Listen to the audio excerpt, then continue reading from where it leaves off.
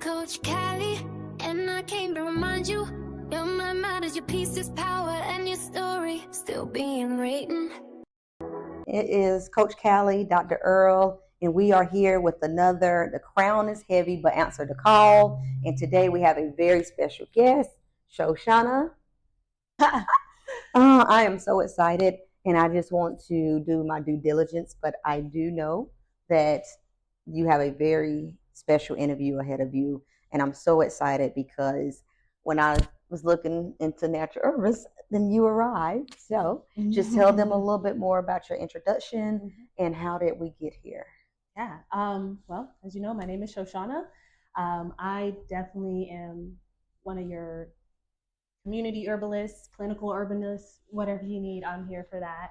I also am now into or gaining some traction in assisting coaching and things like that. And how I got here, well, make a long story short, I got here because I grew up in a Caribbean and Hispanic environment, and we've always had herbs in our life. And so there was a time in life that I needed some help, and I went to herbalism because it's clean. It's just clean. So that is how my journey got here. Is that just went back to my roots. So I got a question. All right. And the question is, what does answering the call mean to you? Ooh, okay. Answering the call. What does it mean to me? It means exactly pretty much what it says, you know. You know, an opportunity presents itself, and once it does, you take action into answering that call, which means seeing the opportunity. The action that is involved is taking that first step or responding to that opportunity, trying to grasp a hold of it, and no matter the weight of it, taking the first initial step is answering the call for me. I'm going to piggyback off that. You said the word opportunity. I know what my opportunity looked like. Just to kind of, my opportunity didn't look like an opportunity. My answering the call came from a lot of frustration, a lot of confusion. Where I was, it was time to shift. So I just figured when you say that, and people's like, how do I know it's an opportunity? What did your opportunity look like? Because mine, again, I guess it was forceful, a little frustration, confused, just kind of limited, that caused me to go to the next level. Right. That's actually wonderful that you said that, because that's what the opportunity kind of looks like. It is I'm going to use this word lightly, but it is earth shattering. Okay. It will stand out. You can't miss it. It's almost like when you give directions to someone. For me, I had a breakdown.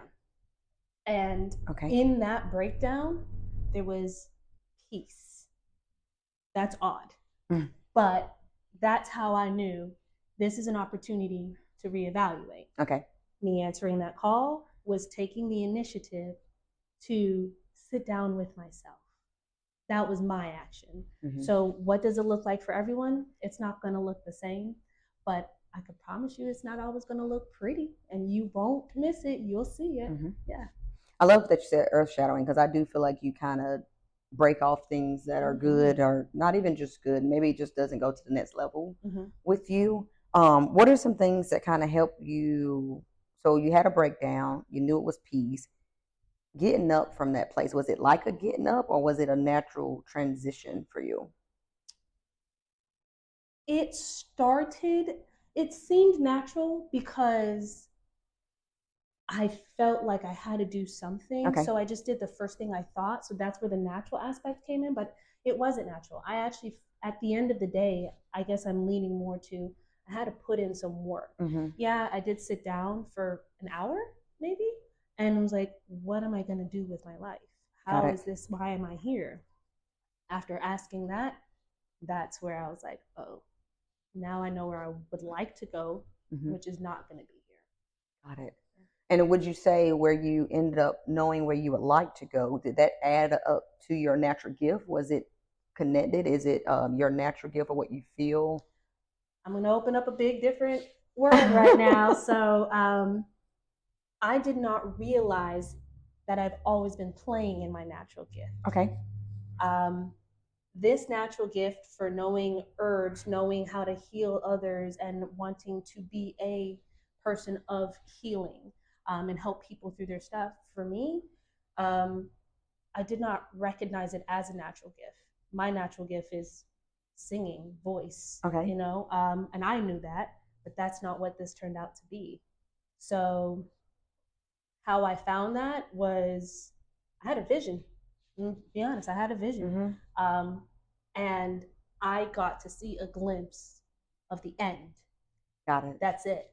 Of my, this is where it's going to end up if you take this path. When I say a glimpse, I'm talking about like bam. Yeah. So that's how I got back into herbalism and taking it more seriously, not just home Caribbean kitchen herbs.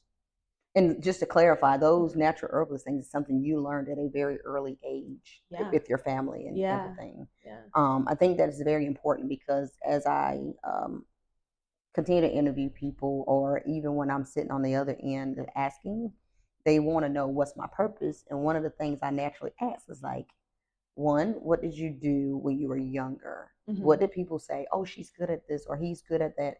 Or what did you get in trouble for? Those are two things I ask because that's a very natural state. A kid is in a very free, natural state. So I think for years, people would say, I need to find my purpose. And to be honest with you, it was always frustrating when someone says, it's inside of you. You know? The general, yes. I mean, it's a true statement. So now I actually make sure I kind of get people to that inside. I felt like let's kind of break it up. And one of the most natural things I get is I want to help. And I'll say, help who? How? Because if we be honest, if I go to the bank, they help me. If I went to the gas station, they help me. That's so it was one of those things. So when you said that, I'm thinking like, oh yeah, for sure. Because that kind of thing. So with the gift and answering, do you feel like you've answered a call throughout life to get you here? I've answered many calls unknowingly. Okay. I would say, I'm not going to give out a number because then you might add up my age, but I would say for the first portion of my life, I had no idea I was answering calls authentically. Now in hindsight, I'm like, oh, it all adds up. And so as I mentioned, although I grew up with, if you got a cough, do a little ginger, this, that, and the third. But I also mentioned my voice. And that was one thing that I always got in trouble for anywhere. Talk too loud, talk too much, and singing all the time. I realized that both are combined. Got it. And so I've recently answered the call I was aware of, and I didn't realize I answered the call that I wasn't aware of first. Got it. Yeah. Got it. So with that, we speak of things that we may have possibly got in trouble from or anything. Did any of those things cause you to not use your voice? It, as you grow up, you have a lot of influences, school, work, home, siblings, whatever it might be. And for me, talk too much from my teacher meant I was not a good student in my mind. Okay. So growing up, I would say at least a decade of my life, I toned down. I was soft-spoken. I didn't sing in public. And if I sang, you can hear it shake. And so it really got me out of alignment. Oh. Yeah. Okay. And so when it did that, I can see, I'm even looking back in my mind right now, there were little things in life that didn't need to really happen, but I could have used my voice, and because I was trained to not, for whatever purpose, it held me back a couple years, man.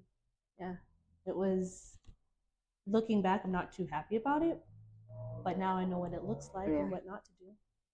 And I've learned over time when I look back and see some of those things, I'm not too like, I could have done this or that, but now on this end, we know nothing happens for no reason. Right, exactly. Yeah, yeah. And there's probably someone right now who's being told to slow down. You're doing too much. It's not understanding. And I think, you correct me if I'm wrong, is that when something doesn't look like you or you don't quite understand it, somehow it gets a negative take versus you're just different. Right. Society, in my opinion, has a huge influence in that specific aspect because it's not socially acceptable, or it may not be the right room to do it in. It really can hinder, for me, my voice and whatever your talent and your purpose is. It can really hinder you on being comfortable in your skin. And that's where your purpose, in my opinion, can shine, is when you're most comfortable in your skin, doing the thing you love the most. Yeah. Oh yeah, for sure. Yeah. And I think, just again, you mentioned a part, we kind of knew it was there, but it wasn't in the knowing. Like it was there. And I think timing is everything. So speaking of timing, when you connected my gift to your voice and I have to go out and help, did you answer that call willingly, or was it like, no, not me, I'm not doing this kind of thing? It's okay when someone else says, oh, girl, you crazy. When you start looking in the mirror and going, girl, you crazy. Yeah. That's how I felt. I was like, what? These don't go together. Yeah. That doesn't make sense. So I had hesitation. I wouldn't say I rejected it, but because I didn't see the next step. What that did for me inadvertently, and this is again hindsight, it led me to understand that faith. I can take the first step without knowing the whole path. Once I did that, it wasn't, I don't want to say I was begrudgingly answering the call, but I will say that I did hesitate that specific moment of it merging. And now I see, because we have many platforms that we can talk about this with. And so that's my voice. Yeah. That's your voice. Yeah. And we have many topics. So first I was like, what is this? I was a runner. Oh yeah. Oh, I didn't do, you kind of answered. I was like, no. Yeah, I was definitely a no. Because mine's tap into what we're talking about. It gets real spiritual, and being a nurse in the Western thing is just, take care of people, don't say too much kind of thing. So when it would come up, I'm like, so just what would you say to someone who's they kind of know, but they don't feel like I'm deserving of this, or who am I? That was my question. Who are you to encourage someone or change someone's life, kind of thing. That was one of the things that really got me. What's in your voice? Like, it literally would make me question it. So that would make me feel like, no, I'm not going to do that. If I were to talk to someone, it'll probably be, if you like it a little bit, try it. Yeah. The one thing that you can't go wrong doing in life is just trying it. Once you do, you can really see if this is something you want to try again. Got it. Or put away. It gives you a measurement of where you are at internally.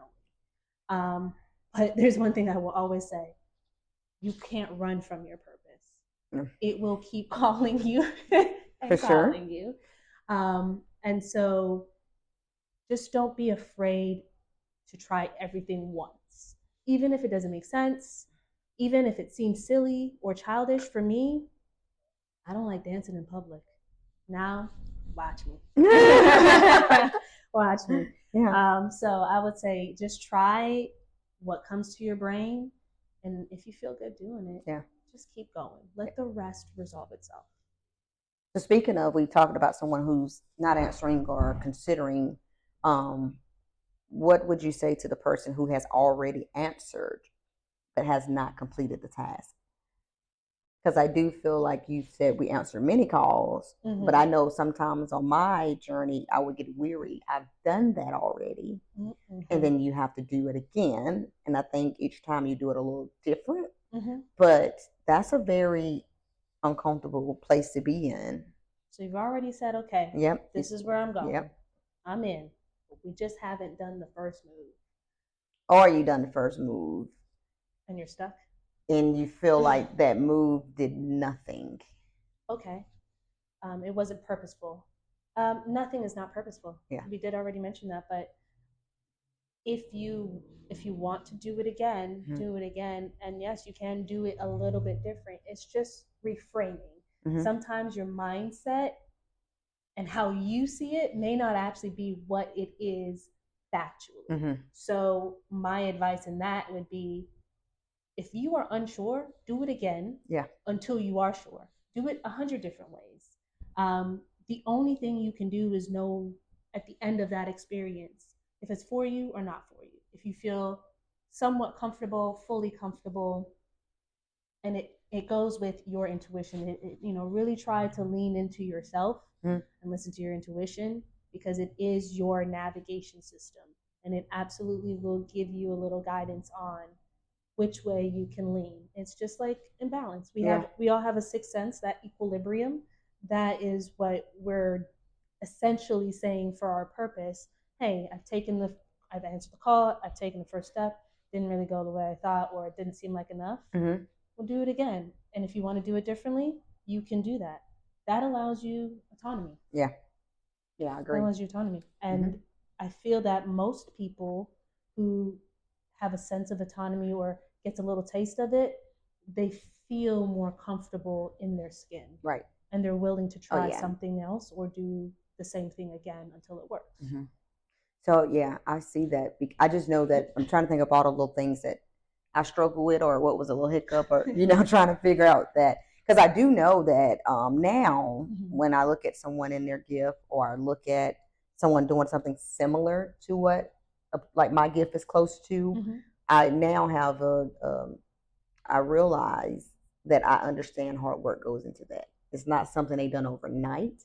So I kind of appreciate it a lot more. Right. So I do feel like those moments when you did something and you think it didn't work, I think, like you said, do it again, because as you build that stigma, that stigma to continue, is when the gift starts to really grow. Well, it's following consistency. Yeah. For me, when I first started making medicine, Can you imagine just stopping on the first one and that's it? Like that was it. We're done. They always tell you, like, when you're networking and things like that, or you're sharing your products with your family members and your friends, a lot of them will not support you, and that's just a hard, cold truth.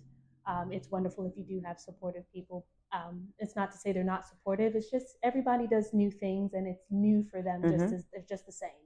And when I did that the first time, I was like, my dad, he's always the one that's like, yeah, let's do it. Let's try. So he tried my first tincture.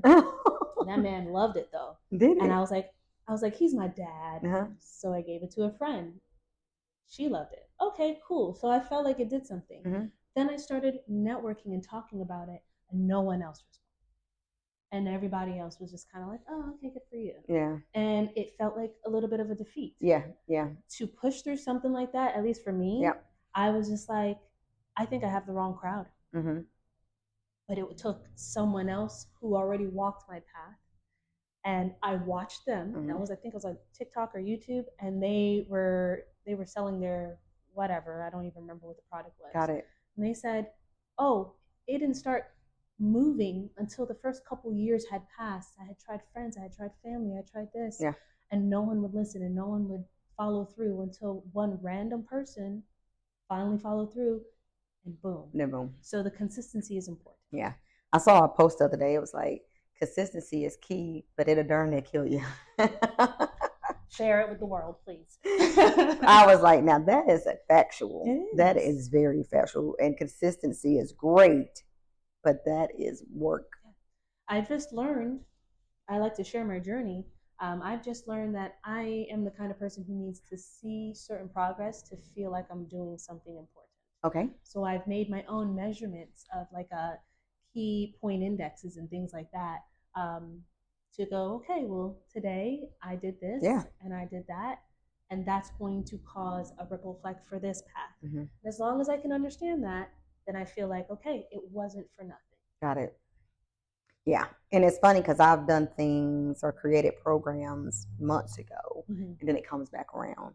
So I'm like, okay, it says nothing is done in vain. So I always know that even if I'm up late and I can't figure out where it's going to fit, Yeah. I'm like, okay, I'll come back to it. It'll circle back around. It absolutely does. Absolutely. So the thing is about the call, just because we're saying the crown is heavy, what are some things you do, even though I know the call, but it's still heavy? What are some things you do in those heavy moments? Truth be told, and you know this, I cry. And I didn't grow up a crier. Okay. When I answered this big call, I was boohoo, boohoo, boohoo every day. But the first thing I do is cry because I need to release. Yes. There's so much energy that's moving inside of me. I got to release it to clear my mind. Once I do, and it still feels heavy, I've learned to take it in small chunks. Got it. Because you might have this beautiful buffet in front of you, but you can't eat it all in one. Cannot. You have to do one bite at a time, and that is okay. You don't have to go fast. You're not on anybody else's time frame. You do what you do. So for me, I take the fear out of it when I'm crying. Why me? Why this? Yeah. You get it all out, and then once it's all out, you then feel better mentally. You have a moment to breathe. Yes. You have that clarity, and you can take your first bite. I like it. That's how I handle it. Okay. That's good though, because I do feel like we're talking how heavy is this thing, and I think it's very interesting. I feel like when my tears come, is usually when I've had to push through something I either didn't want to push through. I try to find another way around it until I actually had to just go through it. I feel that. Yeah, and then I'm like, that's when tears come. So I know I mentioned to a friend, she was like, oh, we're not going to be doing tears because we have great things to do. I'm like, oh no, I'm definitely doing tears. At this point, my tears is my worship because I'm literally doing things that I didn't think I was going to do, didn't want to do. I have to say that because it wasn't like, I like to talk, but I like to talk to people I know and, in my comfort zone. So going out and doing things, especially going to networking events, and I'm not with my safe people. So, that'll take something out of you.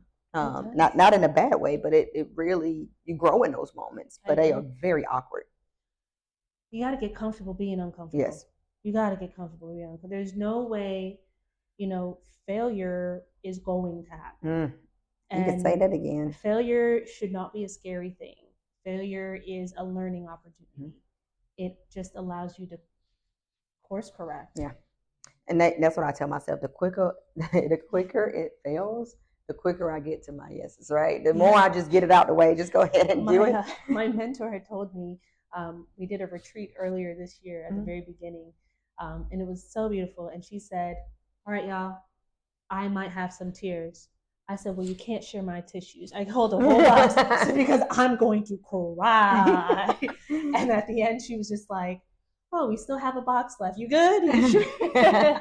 So yeah, crying it all out and knowing that if you can get through the failure sooner and you get in head first, you're more likely to make a faster progress. If you're that kind of person, absolutely. If you want speed. Yeah.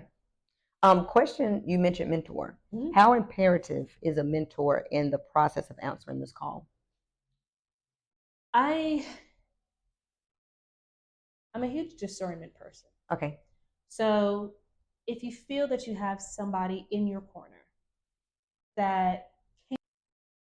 so you can genuinely have somebody in your corner that you feel safe with, that has already taken similar steps or at least understands your path. I think it is extremely helpful.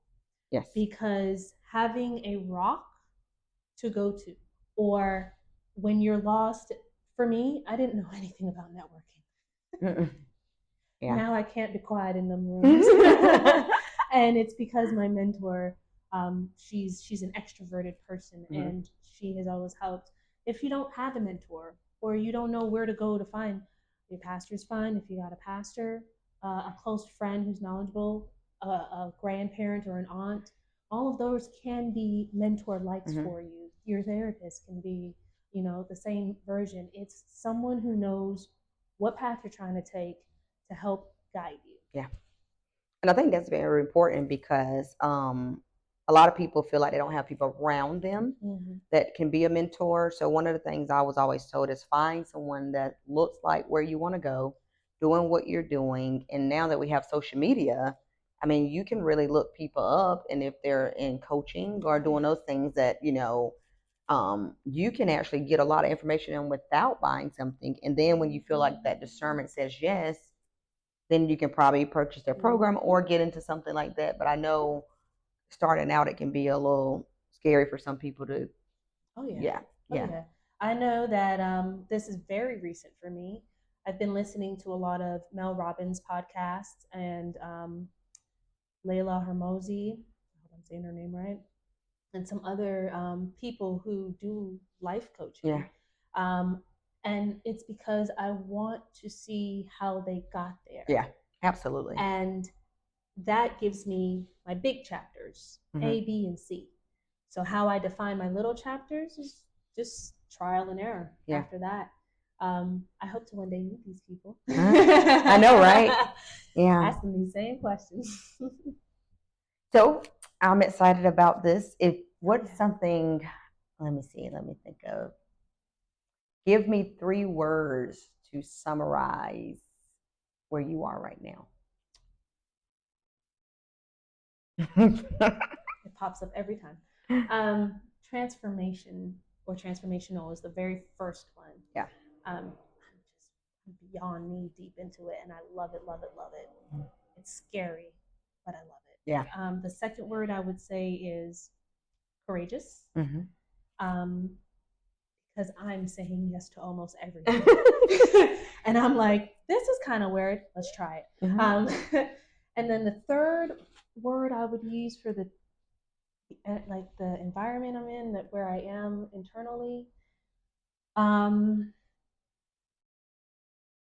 transformational courage. And I would say I'm in a curious state, a very curious state. I got to see where this goes. At this point, how far can we take it is really what I'm thinking. I like it. Yeah. I like it. Which is the reason I asked about those 3 words. I feel like it changes, right? It changes in seasons. It changes. One of my biggest takeaways from just answering the call is knowledge and acknowledgement. Yeah. Right. That's important. So even when I'm not sure, I get to acknowledge how I feel. Like, even if I'm not sure if I want to answer, I can say that. I'm not sure if I want to answer. But not saying it, knowing on our science side, that causes us to have stressful vitals that goes in our body, and it doesn't come out. Right. So a lot of it impacts us mentally and medically. Right.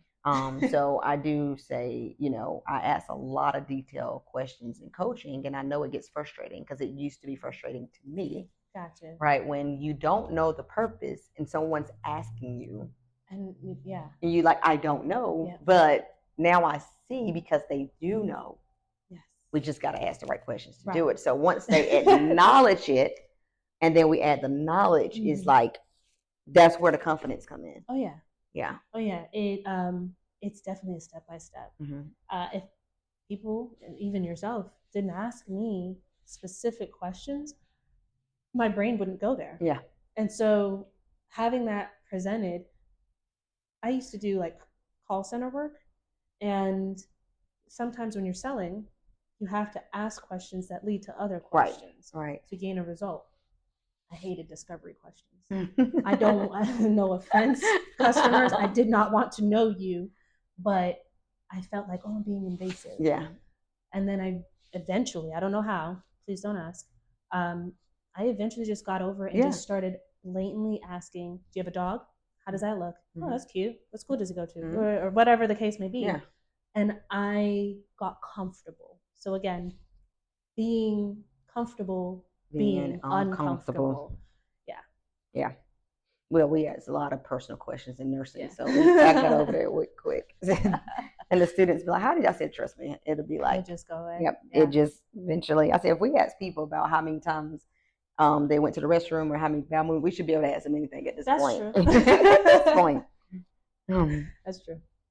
So do you have any mantras or any quotes or any scriptures that really you depend on, or do you kind of allow yourself in this time, as you mentioned, flow into what some encouragement things that you continue or a routine that you do? I'm a person who needs variety. Okay. I do know that about myself. So I change a lot. Got it. I will say recently I've jumped back into a lot of things that were foundational for me in my home. So I've been in my scriptures. So Psalms 23 would be when I need anything. And when I say the whole thing, because I memorized it. So when I say the whole thing out loud, I always end up either choking up or stopping at the place I need to know the most from that scripture.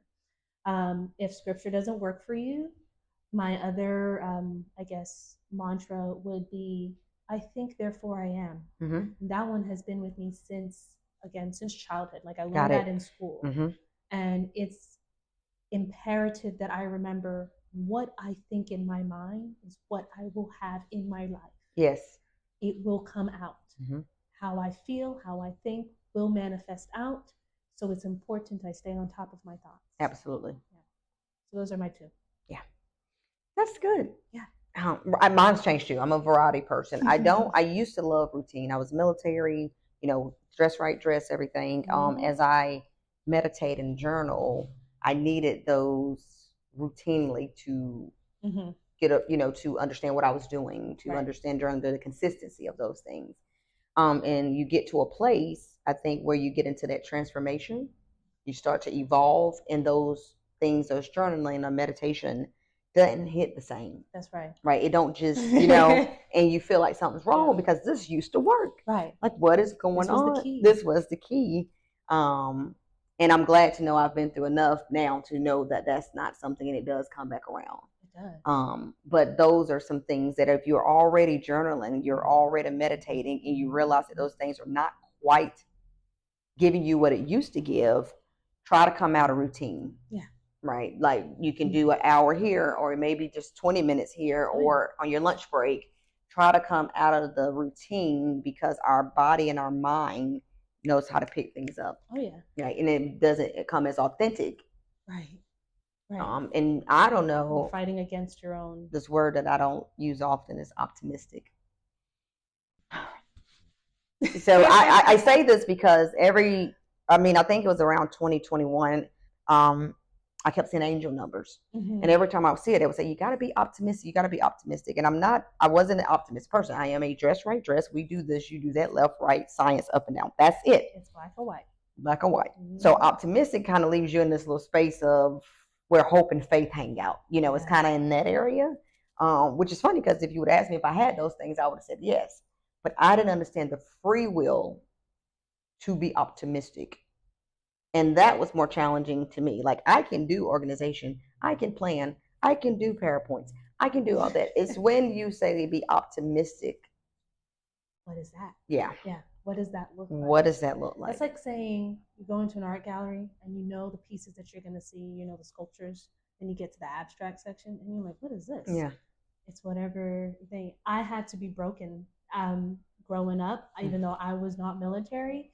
I still live in a militant style because I come from strict Caribbean parents. Yeah. So absolutely. It was like iron your clothes the night before. Yeah, absolutely. All the nights. My dad would get all our clothes on Saturday, have it done for the week. Yep, and make sure color coordinate, neat, don't see no wrinkles. Right. With that being said, naturally I felt that I have to be this way my whole life. Yes. In everything, until I became too masculine. Oh my gosh. Too masculine. And it was so dominant that someone had to tell me, you need to have nothing going on. Yeah. And I'm like, oh, I don't know how to do that. Yeah. And then I don't know. Yeah. And that is very important, especially for a lot of independent people, not just women, but men, that you feel like you have to have something going on. Yeah. And I wanted to so the optimistic work was coming around 21, and I kept saying, I just want to get to a place I don't care. And it wasn't like I didn't want to care about people. I just didn't want to think so much. Yeah. Right. Just crowded. Yeah. Right. I don't care who's park beside me at the light. Like, I don't know these people, right? I don't care who's behind me. Like, but your mind will allow you, they say we get 60,000 thoughts. So it's just going to think, to get to a good balance. So the optimistic thing worked for me because once I could understand it and I looked at the energy flow, let the energy flow in, go through, and flow out. But if I was stressed or tensed or anything, the energy can't flow. It would stop it.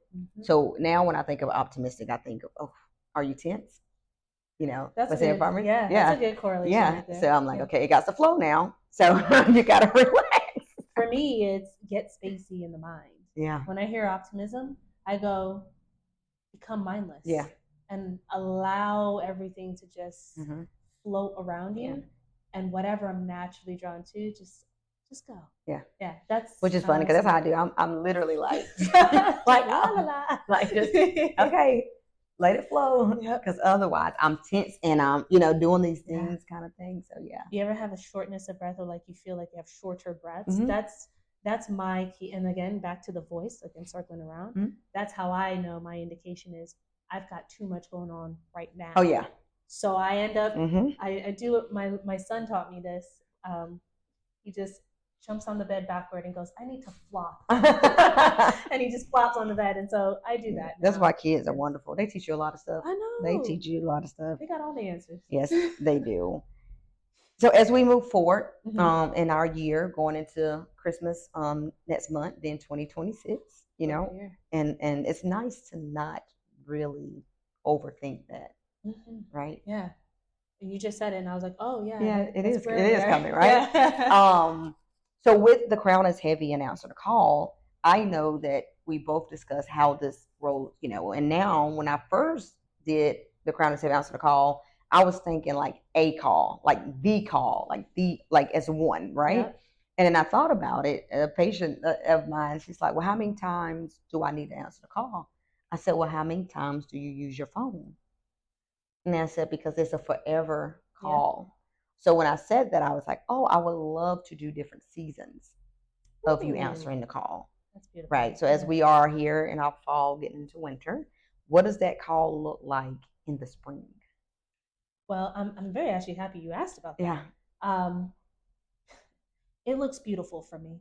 I'm not gonna lie. Yeah. The reason why I say that is because I actually dedicated, I would say, about 2 weeks. Yeah. Between us talking. Yeah.